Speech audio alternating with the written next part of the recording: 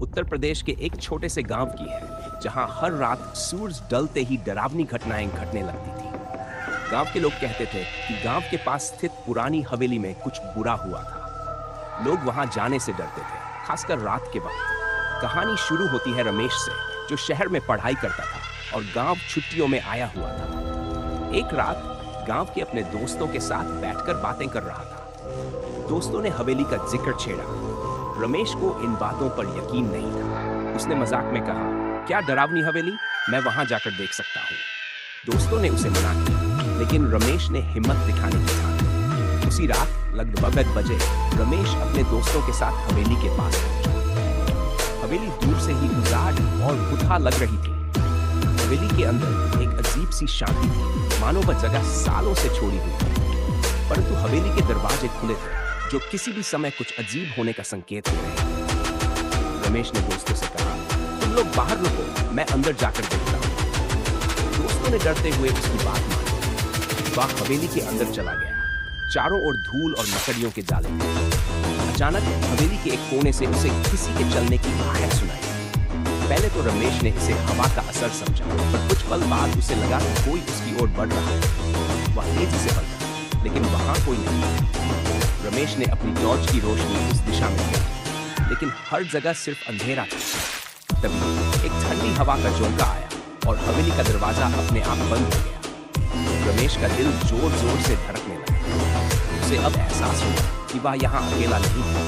वह जल्दी से बाहर की ओर दौड़ा, लेकिन जैसे ही वह दरवाजे के पास पहुंचा, दरवाजा जाम हो गया। उसने जोर से धक्का दिया और दरवाजा नहीं खुला। तभी उसके पीछे से एक धीमी कांपती हुई आवाज आई, तू यहाँ क्यों आया है?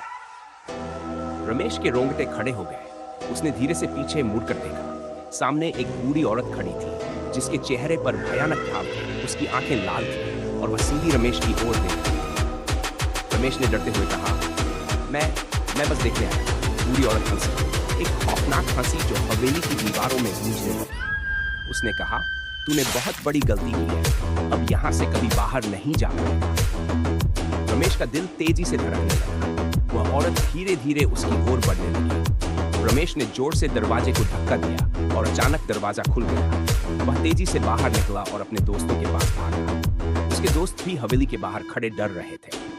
जैसे ही रमेश बाहर आया, हवेली के दरवाजे फिर से अपने आप बंद हो गए। उसने अपने दोस्तों से कहा, यह जगह सच में भूतिया है, हमें तुरंत यहाँ से जाना होगा। सभी दोस्तों ने बिना एक पल गवाए वहां से दौड़ लगाई।